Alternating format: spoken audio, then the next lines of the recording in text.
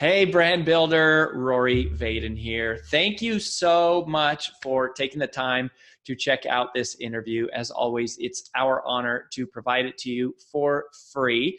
And wanted to let you know there's no big sales pitch or anything coming at the end. However, if you are someone who is looking to build and monetize your personal brand, we would love to talk to you and get to know you a little bit and hear about some of your dreams and visions and share with you a little bit about what we're up to see if we might be a fit. So if you're interested in a free strategy call with someone from our team, we would love to hear from you. You can do that at brandbuildersgroup.com/podcall, brandbuildersgroup.com/podcall. We hope to talk to you soon. Hey, everybody, and welcome to the Influential Personal Brand Podcast. This is AJ here, and I am so excited to introduce you guys to a new friend that I have. But before I introduce her, I want to remind everyone who this episode was curated for and why you should stick around. I think it's always important for you to know as you're listening what you're getting into and who this was really designed for. So today we're going to be talking about community and retention. So in other words, this is for you. It doesn't matter who you are. It does not matter if you have a coaching program or a speaking business or a membership, or you are a professional services provider that has, a book of business. Doesn't matter if you are a product company, you have clients, you have customers, and I bet you would like to keep them. I bet you would like them to stick around and buy more and not leave and go to your competitors. So when you think about community, there's online communities, there's offline communities, but we all have a community. It's just, are we treating them like a community? So today is one of those rare episodes that it does not matter what you do, what industry you're in. I really believe this is for you, although we may talk about it more specifically in some areas over the course of the interview, but it's for you. So stick around. Now, let's introduce you to our awesome guest today, Shana Lynn. I am so excited to have you on the show today. And just for those of you who don't know, you've got somebody who has over 10 years of retention and community expertise. She's a podcast host. She is a speaker. She's a consultant. And I would also say she is someone who has built amazing communities with retention, not only for her and her own business, but for a lot of really well-known personal brands. And I'll let her share those with you if she feels comfortable, or keep it secret. But this is someone who is not speaking from, oh, this is what you should do. No, it's like, no, this is what we are doing. And this is what is working. So Shana, welcome to the show. Hey, thanks for having me, friend. I'm excited to be here. I am so excited to be here. And to help our audience get to know you, I would just love for them to say, get a quick high level overview of what have the last 10 years looked like for you as you've been in this business and in this industry of figuring out keys to building a community that stays and retaining and retention. I would just love to know, one, how did you get into it? And then what has it looked like over the last 10 years to get you to where you are today? That's such a great question. It started actually when I was in college. I was a part of this honors program, and you had to do a senior thesis for undergrad. And I had this amazing professor, and she handed me this Advertising Age magazine that was talking about social media and online marketing back in 2007. I was like, oh, this is really fascinating. And so I actually did my thesis and wrote a paper on online marketing in virtual reality communities. Back in the day, it was Second Life. There was no metaverse or anything like that. And that ended up in the paper, which got me on stages around the country to speak about it. And then I ended up with a job at Vanderbilt Medical Centre in Nashville. And we took that medical center to be the very first medical center that had a social media policy. We launched online communities for their cancer center, Life Flight, all sorts of communities for them. And then it wasn't long after that I was supported by my wonderful chief marketing officer and, really just had peace from God himself to go out and adventure and start my own consultancy. And that was in 2012 when I became a full-time consultant. And I started working with businesses, really traditional businesses, to take what they were doing offline with their brand and bring it online and merge those two communities and create consistency.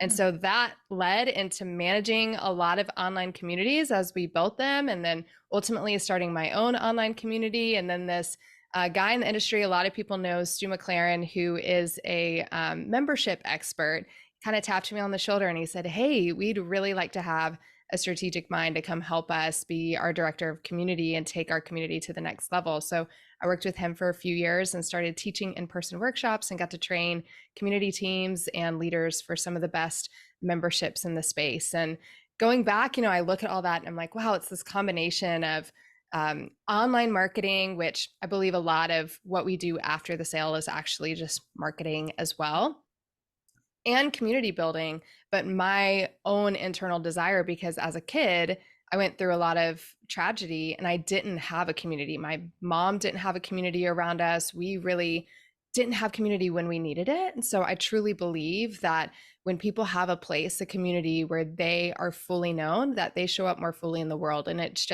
something that we all have a core need for. And so it's developed into really teaching business owners to create those spaces for people so that we get the best of people and people have that place where they can show up fully as themselves. Oh, I love that so much. So much. And I think that's even grown in its need since the pandemic, of people just naturally being isolated. And I don't think people have really acclimated back to real relationships, real community. And I think that's why it's not the only reason, it's one of the big reasons I really wanted to have you on the show. It's, let's stop treating people like customers and start treating them like people. And exactly. Like it does. And realizing like you have community all around you. Do you see it? All right. Are you treating it like it? Yeah. And I think the thing that I love about merging retention and community is that when we build really strong retention systems, because I know people hear community and they think really fluffy and they think Facebook group, which is not what we're talking about by any means. But then I usually come in with systems and data. And they're like, whoa, wait a second. Like, I thought you were a community person. But having strong retention systems in your business, which are those systems that are everything after the sale. How do we help people actually get a result? How do we help people actually make progress?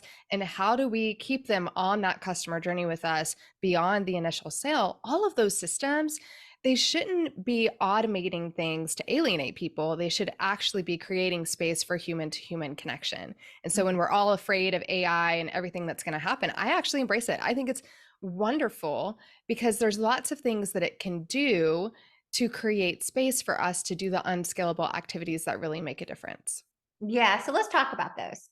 I want to talk about like, what are the unscalable activities that sometimes don't get the necessary time, love, and attention that are needed that actually build community and retention? So what would you say are some of those things? Yeah. So back in the day, it was always handwritten notes. That's what I wanted to do. I loved it. I wrote handwritten notes to everybody, and I still do, send a lot of them. If you've been in my world, you probably have received one of those.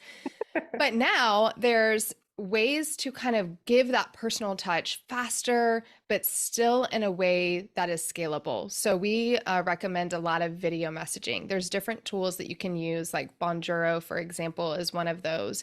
Video Ask is another one, where we can send personalized video messages to people, just really short, at different touch points in the journey.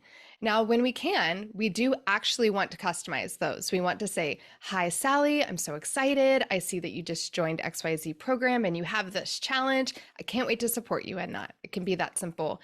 But even when we can't personalize everyone, we can still send a video message at a mass scale that feels more personal and more connected and opens up dialogue with those that are willing to enter into it. So that's like a simple example of how to do that. Another example is, we've talked about your program before. So inside of your brand builders group, you have these mentors, these coaches that are supporting people at a much smaller scale. Now, people love group programs and creating them because they think, "Oh, I'm just going to continue to scale it and my profit margins are just going to continue to increase." But what they don't realize is that as the program grows, it gets harder and harder to get people results if Mhm. you're only focused on systems and automations. And so when you take that scale, and then you can leverage team members like coaches or mentors that can come in and create an intimate environment within a larger scale environment, can create more customized, really guidance and direction. It's not customizing the content, it's just guiding them to the next best action step for them. That's one way that you can really scale that kind of connection, scale that kind of intimacy. And then one other way that I recommend a lot is with Zoom calls. Everybody's familiar with doing Zoom calls now. And if you aren't doing, onboarding or welcome calls for new customers or new cohorts of people coming into your program, it's something that I highly recommend. But Zoom actually has a feature called breakouts, where we get to break them out into smaller groups so that they get to connect more with each other. Because it's not always just about connecting more with us. That's good, especially when you have tons of people coming on. There is a limit to how much you can just do when it comes to one-on-one welcome and one-on-one onboarding without needing more human capital to constantly do that, which again, it's hard because like you need constantly, every new member actually does create, or every new customer creates the need for another, employee, but doing them in breakouts, I have never thought about that. It's like, that's really important because then it's not so reliant on you and the company, but it's building community within the community. Yeah, and that's what makes communities really sticky, right? There's the connection to you, which is often what builds the trust that gets them in. Then there's the connection to your team, which expands. It's you passing that torch of influence to your team members. And then there's the connection to each other. And that's actually what keeps people around, because as your community grows, their connection with you is going to feel, it's going to feel not as powerful. But as your community grows, it's going to feel not as powerful, not as close, that connection with you.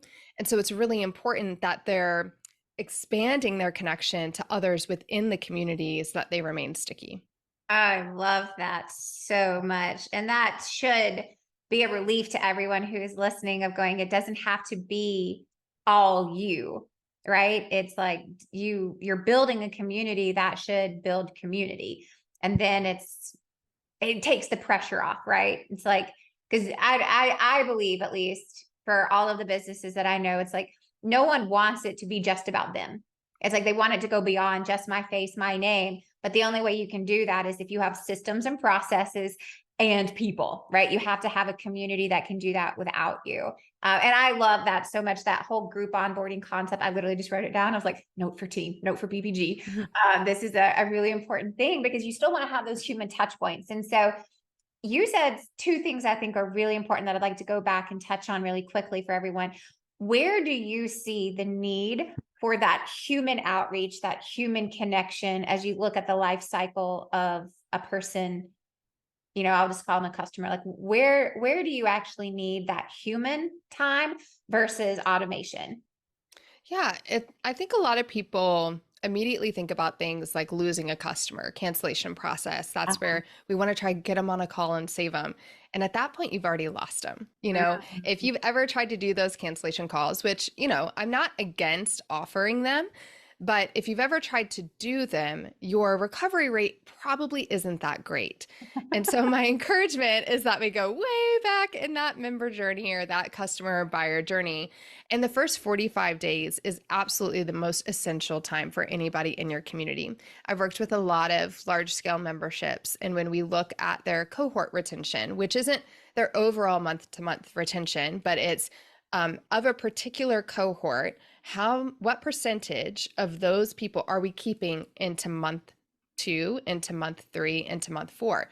What that identifies for us are our drop-off points. And for 90% of communities, it's in that first month. That's where you lose people. Yeah. So Crazy. isn't it? And it's the easiest thing to really systemize is the onboarding. And so we do recommend to have things like action plan calls, which are those group calls where you walk them through maybe 3 key steps that then they go into breakout groups to work on. We also recommend, having those personalized video messages. There's a community leader that I work with that has 14,000 members. She has scaled her team in order to do small groups of four members and 1 coach on an onboarding call. And they get, I think, 4 offerings of those in their first 90 days of membership. So those first 45 days are really important because people have bought into whatever you have sold them. And then immediately they have buyer's remorse. They're distracted by whatever the latest Netflix series is. And so our job of selling actually doesn't stop. It only increases because now we're actually hitting their pocketbook. So all of the things that we had them buy into before, we need to be re-solidifying for them. And now they also need to feel acclimated to this culture. Hopefully we have a strong culture in our community. So we have to really get into, there's 4 pillars of community that I teach to build on. And the first one is cause. So we really have to solidify, why are you here? And not just why does this community exist, but why is this important for you? And then building the culture, which are the beliefs, the behaviors, and boundaries that help you fit within this community. And when people have those, they feel like, I know how to show up, and they're more likely to engage. So if we can really make sure that we're focused on those first 45 days, that is the most important thing to focus on. And then our next goal is, how do we identify people who are no longer engaging with us? How do we identify people who maybe bought our book and never took the next step to do our mini course or whatever that next step is? How do we identify people who maybe participated in the first couple calls, but we haven't seen them in 30 days? And then that is the other place where human connection can really be valuable, because anything automated is just easy for them to ignore at that point. I mean, my mind is reeling already with ideas of programs that I pay to be a part of. Our program of going, oh, I see how that was really helpful, or I see how that was really annoying, even though I know what they're trying to do. And I think one of those things that you said is, if somebody is requesting a cancellation, trying to get them on a call, it's like you've already lost them and the save ratio is going to be relatively low. So I have 2 questions, one around onboarding and one around this cancellation process. So I'm going to start with the cancellation first, because I feel like people struggle with that and they're like, nope, I'm going to make them get on calling me and I'm going to turn them around. So I guess, like, instead of me asking, I'm just like, what would you see is successful when it comes to once someone requests to cancel? What is the best opportunity to go, how can we turn this around without forcing or mandating a call? And any insights for anyone listening, like, okay, well, what do I do when someone says, hey, I want to cancel? Because I don't want them to cancel. What do I do? So a lot of this comes down to your cancellation process. And for some of my clients, they use my recommended cancellation process, which can make it hard to track saves. And here's why. Because we treat the cancellation page like a sales page, and we have a cancel video. So when they request to cancel, or when they are, looking into canceling, they're going to be taken to a page that has a video on it. And that page is going to be really getting them to think introspectively about why they're leaving. And we say a few things. One is like, hey, if you've made the progress that you've came to make, and you're leaving, you're graduating. That's amazing. We want to celebrate you graduating, and we can't wait for you to share your story with us, your testimony with us when you, submit the form below. But hey, if you're leaving because you have stopped participating, you've given up on yourself, I just want to give you permission to come back now. You can click the button on this page and you can schedule a quick start call, and we will get right back in it with you and find the best place for you to get started, or if you're leaving because this isn't a fit for you, maybe you're not interested in doing XYZ anymore. So we kind of walk through like the different reasons that we know people typically leave, starting with the celebratory one, right? And then the, oh, I've given up on myself one. And then the, no, this just really isn't a fit for me anymore. So we resell them essentially on the value by relating to where they might be in the journey. And then when they go to cancel, now legally, because of all the way all the states and things like that are done, I'm not a lawyer, this is not legal advice. However, I've done a lot of research on this. So I've worked with a lot of lawyers on this. We can't require anything other than their email address to cancel. It has to be an easy way for them to cancel, but we can ask for it. So we can have 2 buttons on a page, one that says click here to cancel or proceed with cancellation, and the other one that says, schedule a call with a team member, schedule my quick start call, or access the quick start guide if maybe you're somebody who doesn't have the capacity for calls. And that's the re-onboarding of an existing member. If you have a member that got stuck, they fell off the wagon a bit, how can we quickly get them a quick win, right, in the next 10 days?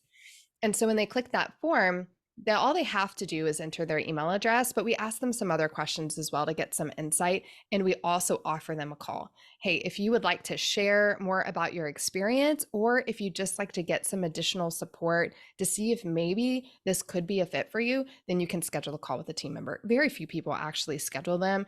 And those that get on those calls are usually people who are they're leaving because of self-doubt, and they kind of come on the call with that kind of mindset, and you are able to recover them. Yeah, I think that's really good, because I think for anyone who would request a call, they're going, man, it's not that I really want to cancel. I'm not using it. I feel like I'm not getting my money's worth. I'm not sure what to do. I'm not confident that I can do it. And those are people that you want to help and support, versus it's like, no, I just don't want to be here anymore.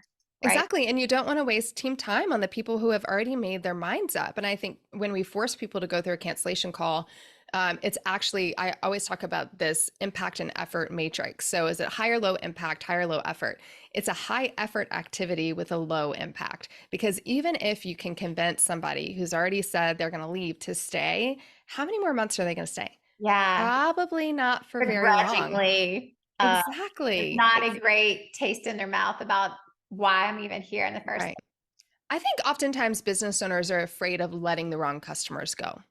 And I have a client who is her membership is for teachers, English language arts teachers, and she has 4,000 members. And she was telling me she was really disappointed because we had got our retention up really high to 98%. And she's like, I'm so bummed. My retention was 97 or 96%.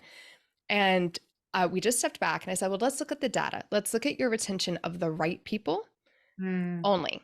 And so we removed anybody who switched careers, anybody who was retiring, anybody who changed grade levels, basically anybody who they shouldn't be paying for her membership anymore because it is no longer a fit. And her retention rate was right up there at 98, 99%.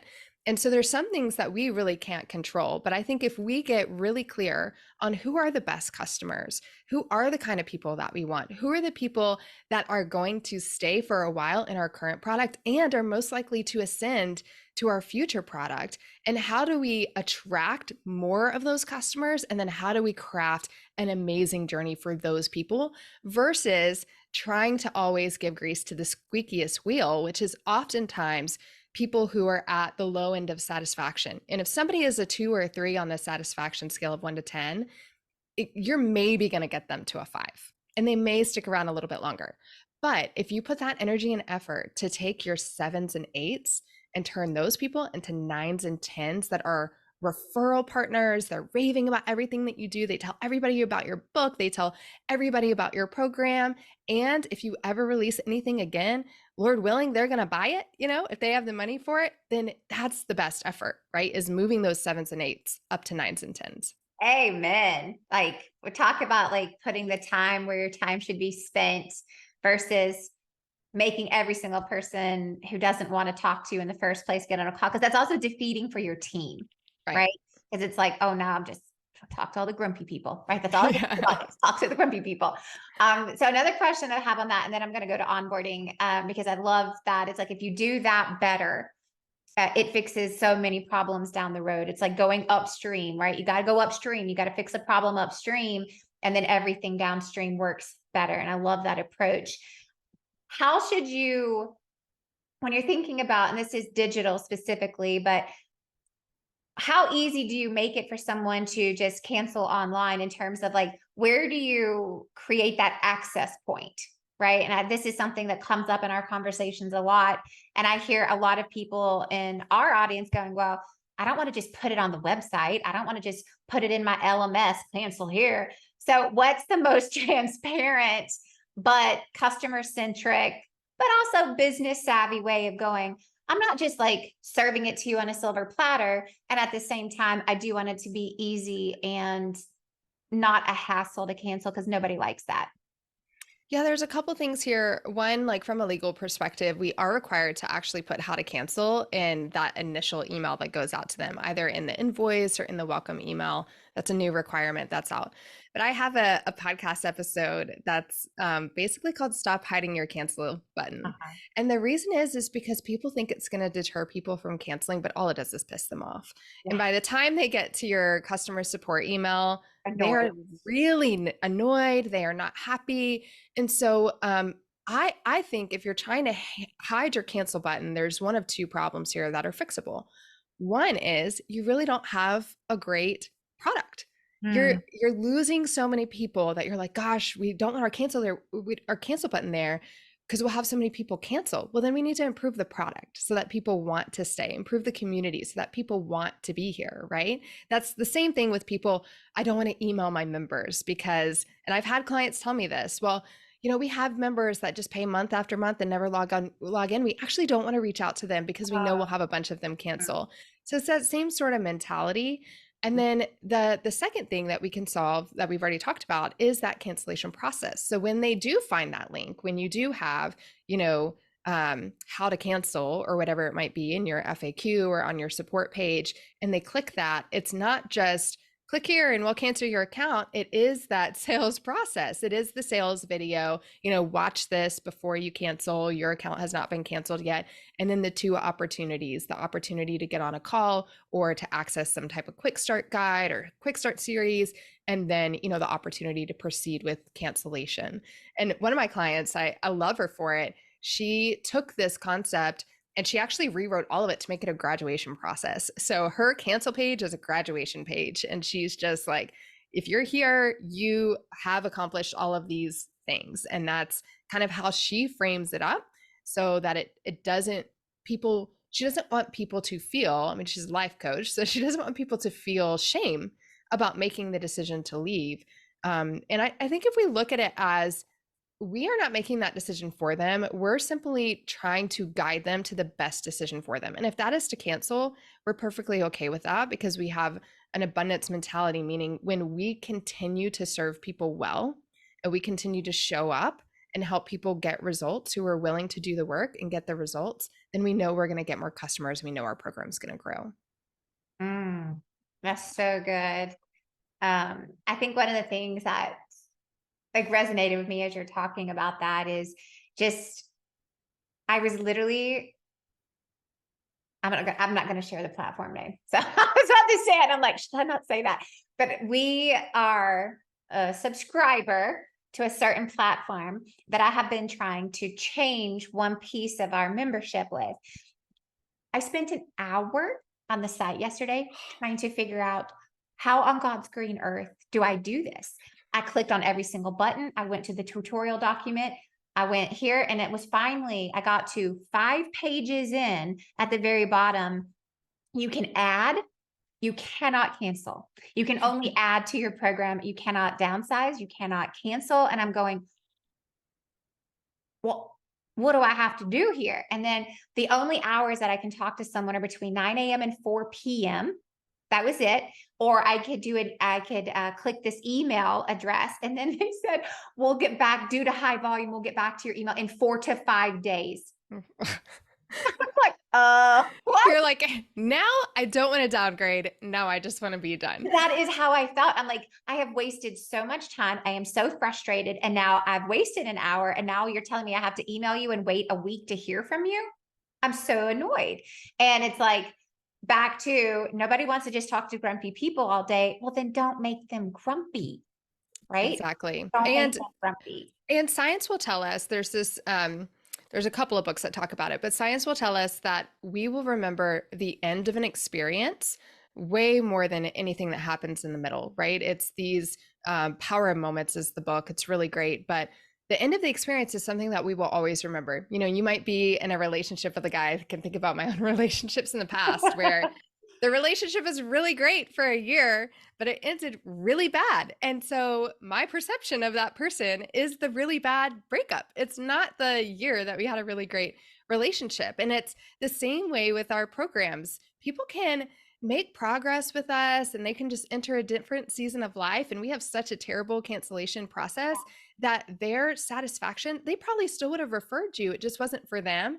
But now we've Mhm. created such a difficult process that they have a negative taste in their mouth every single time that they think about us. And that's going to be the memory that they take with them. And nobody wants that, No. right? So that brings us back to starting with the beginning. What would you say for customer experience, membership retention, just call it client retention? What should you be doing? Doesn't matter. And I try to think of this like universally. In the first 40 days of anyone being a new client, being onboarded into your products or services, could be coaching, could be a membership, could be I'm hiring a financial advisor or I'm, doing whatever. What should an ideal first 45 days look like for a new client? Yeah, there are so many touch points. It would take me longer than an entire episode to share. But I think the important thing is less about the tactics of what you're going to be doing. And this, it gets me with community engagement as well. People are like, just tell me the post to do. I'm like, if you don't have a strategy and you don't have a culture, the post doesn't matter. It's the same way with onboarding. I mean, should you have onboarding emails? Yes. Should you have onboarding videos inside of your, members area or hub? Yes. Should you ideally have some type of live touch point with them, whether it's you or a team member hosting a call? Yes. If you have a community platform, should you have a separate onboarding that gets them to comment in there right away? Yeah, all of those things you should have. But what is the purpose? What is the goal? What content should be going in there? And at the end of your orientation process, what we really want is we want people to believe three things. They need to know, like, be in a state of three things being true for them. One is that I believe this is possible for me. Mm. Not just I believe this is possible, because that's for everybody else. And oftentimes when people join our program, they're like, oh, all these other people have gotten results. I can join. And then they quickly go, but I don't think I can do it. So we have to build the belief that this is possible for them. It's less about click here, submit that. Those things are important and valuable. Here, download your calendar. But it's the mindset stuff that's going to get them to quit and give up on themselves. So I believe this is possible for me. Right. That's so good. Yeah, and then is I'm in the right place. Mm. So this is the person that can lead me. This is the program that I need. These are the kind of people that I want to hang out with, right? Which means that that sales page that you sold them on, or that sales call that they didn't pay a ton of attention to, right? There was probably one thing on that sales page or one thing on that sales call that got them to buy, or just your book looked really pretty on the stand. I don't know what it was that got them to buy. But we have to like resell them on the value of the program and really highlight the key deliverables that they're going to be getting inside of the onboarding. We can't assume that they know what they bought, right? We can't assume that they know what they bought. And not only that, but there's probably a new identity that they need to start developing in order to fit into this culture. And we want to start reshaping that, because I can imagine inside of brand builders, for example, like you really have to squash imposter syndrome and all of these other things. And it's not like we pretend like these things don't exist, but we are working to develop a new identity. We're going to start now. Now you are a brand builder. And this is what a brand builder is. This is how a brand builder thinks. This is what a brand builder does. And so you start to help them develop that identity. So now they know, like, I want to follow this person. They have a path for me that I know works and I know can work for me. And these are the kind of people, these brand builders, these are the kind of people that I want to be around, because they're going to make me a better person, right? And then the third thing that they need is to know their next right step. Mm. And this is the thing we miss. People can have a really great onboarding and then it just ends. And it's like, and we're unlocking a vault of all of our best content. Here you go. And we have the technology now, which is why I love technology and automation. We have technology now to help people identify their best next step. Now, for some of you, they're going to complete onboarding. And then that best next step can be, now take this assessment. And based on this assessment, we're going to determine what stage you're in of this customer journey or this whatever brand building journey that you've seen. Once we identify the stage, we're going to point you to your best next step. Or, you're going to hop on this call, and on the action plan call, we're going to talk through the 4 different pathways, and then that's going to help you identify your best next step. But we always have to be giving people clarity about that. So there's this progress wheel principle that I teach, and it's all about like having a clear purpose, having a clear step, taking action on that, and then being able to recognize the progress I made and see that celebrated.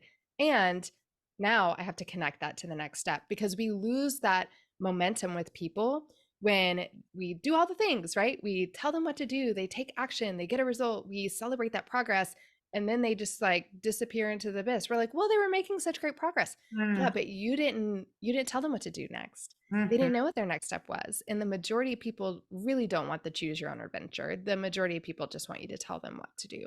And so that's the piece that we need to be very clear about. When they're done with that onboarding, they need to go like, I believe this is possible for me, right? I know my best next step, and I am in the right place. Oh, that is so good. Such wise, sage advice. I think one of the things in the education industry, which is what I'm just going to call the information education industry, is it's just simply so much. Yeah. There's so much content, there's so much information, and it's like, I don't want to have to filter through all this. It's like how I feel when I go to like TJ Maxx. I'm like, I don't know where to go. It's like, can you somebody just point me to this right aisle or this right rack, or like going to Costco? It's like, it's everything. It's like, I don't want everything. I just need to know what I need to know. Can somebody please show me where to go? And if we think about how people are consuming content right now, Spotify gives me recommended playlists based on what I've listened to. Yeah. Netflix, I was at a dear friend of mine's house the other night, and she was talking to me. She's Korean by heritage, and she's talking to me about these really great Korean shows on Netflix. I'm like, I have never seen a Korean. She's like, no, there's like a whole, she went on Netflix, and it was like Made in Korea was one of her like playlist titles in Netflix. And she's like, it's right there. Just go to the Made in Korea section. I'm like, I don't have a Made in Korea section on my Netflix. I am so sorry. And it was just funny because she thought like this was for everybody, but it was so personalized and customized for her. And I think we're growing to expect that kind of experience. And I think that's good and healthy. And I would say it feels impossible until you start adding in automation and AI and all the things that allow you to be more efficient with what you do with your community. Okay, so I know that we're approaching time. This has flown by. I cannot believe that we have been talking for almost 45 minutes. I feel like I have 1,000 more questions that I'm not going to have time to ask, but I have 2 more if we can crush through these. So because you've done this for so long and for so many people of memberships of all kinds of sizes, small, massive, what would you say, knowing what you know after a decade of living, breathing, and creating this? And that's what I love about you. It's like you teach this, you create this, like you're a content creator for community builders. And so you are process driven and data driven, and you are implementing these things. That's what I love about you so much. What would you say to the person who is listening, who is going, what's my next best step? Yeah, there's 2 key elements that you have to have. And this is what makes the difference for people. So people who come to me and say, oh, I have this Facebook group and there's 300 people in there, but they're never talking. Can you tell me what to post? You know, that's always the question that comes. There's 4 key elements to a thriving community, but the first 2 are the ones that most people just breeze right through. And that first one is cause. You have to have a very clear purpose. You know, if we think about the difference in a community, a group of people interested in horses versus a group of people that believe that the Tennessee walking horse is a travesty and they need to save the Tennessee walking horse, which one is going to have more impact? Which one's going to be more sticky? It's the one that's more clear on that purpose. Why do we exist and why are we unique with everybody else that's teaching you how to do X, Y, Z? What's unique about our community? And then the second piece is that culture. And if you skip these things, which most people do, right? They write their customer avatar on a sentence and a blank on a PDF that somebody gave them one time and they think they're done. But if you can really get clear on the culture, the beliefs, the behaviors, and the boundaries, what do we believe to be true about us, about our people, about our industry, about the world? Because we believe these things, what behaviors do we expect? What do we model as a group? And then the boundaries are the things that we are not going to allow. And if you really spend time with that and you listen to your community and you listen some more and you use their own language everything else that you do, every post that you write, every email that you write is going to be so much stronger. So I highly, highly recommend starting with those two. Go back to those two foundations, because even if your community has been successful and it's been around for a long time, communities will morph and change as the community members change. Oh, that's so good. And it's a good reminder for all internal team members too. It's like if they're constantly talking about it, it's almost becomes like internalized in this way of going, no, it's like, I talk about this with everyone. I remind myself of this every day. I love that. That's so good.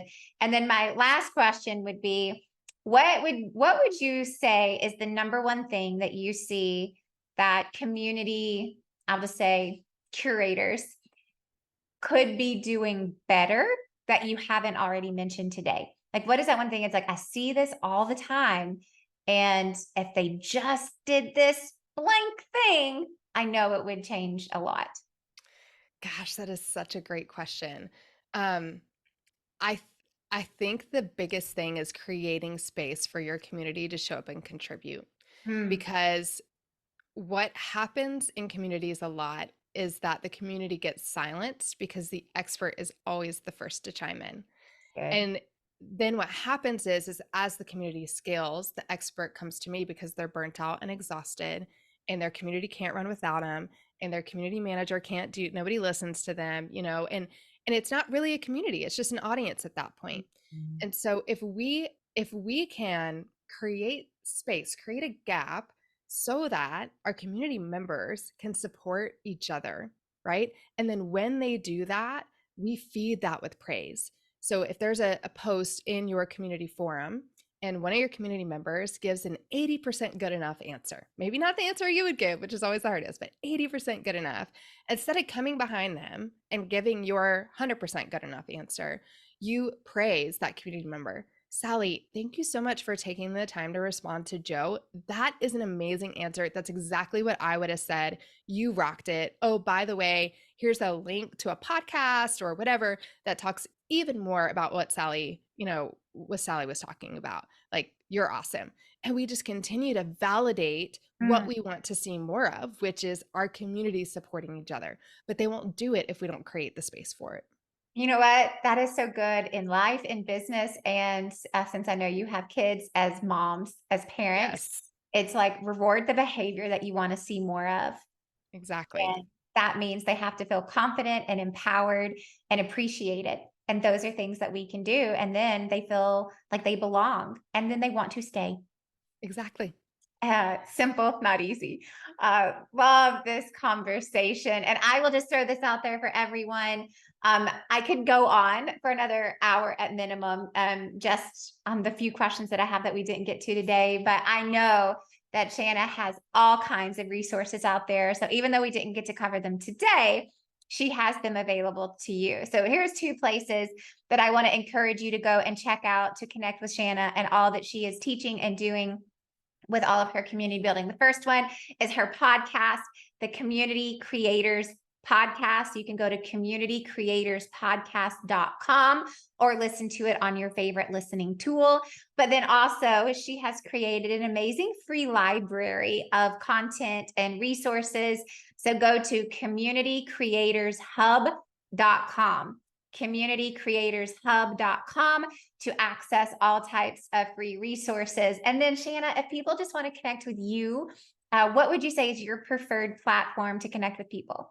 Definitely Instagram. So Shana Speaks, Shana Speaks. You can just send me a voice message on there or a little note in the DMs, and I'd love to chat. Brilliance. This episode has been nothing shy of absolute genius and brilliance. I am so honored that you came on the show. I'm so happy to get to have you in my life. And also, for those of you listening, she's also local to Nashville. I was always love having fellow Nashvillians on the show. So Shana, thank you so much. This has been so insightful and so helpful. And to everyone else who is listening, if you want to catch the recap episode, stay tuned for that. And if not, we will catch you next time on the Influential Personal Brand. We'll see you later.